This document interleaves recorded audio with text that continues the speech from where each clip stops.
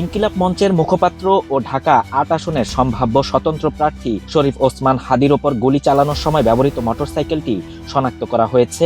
সেই সঙ্গে মোটরসাইকেলের মালিক আব্দুল হান্নানকে ১৪ ডিসেম্বর রবিবার রাজধানীর মোহাম্মদপুর থেকে আটক করেছে র্যাব। র্যাব ২ এর পক্ষ থেকে জানানো হয়, মোটরসাইকেল মালিক হান্নান প্রাথমিক জিজ্ঞাসাবাদে বিভ্রান্তিকর তথ্য দিয়েছেন।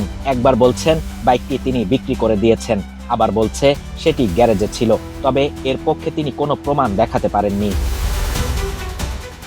এদিকে প্রধান সন্দেহভাজন ফয়সালকে চেনেন বললেও দীর্ঘ সময় তার সঙ্গে কোনো যোগাযোগ নেই বলে দাবি করেছেন আটক হান্নান। তবে র্যাবের কর্মকর্তারা বলছেন, ফয়সাল তার পূর্ব পরিচিত এবং ঘনিষ্ঠজন। হান্নানের সুনির্দিষ্ট কোনো পেশাও নেই। তাকে বিস্তারিত জিজ্ঞাসাবাদ করলে হাদিকে গুলির ঘটনায় প্রধান সন্দেহভাজন ফয়সালের বিষয়ে গুরুত্বপূর্ণ তথ্য মিলতে পারে।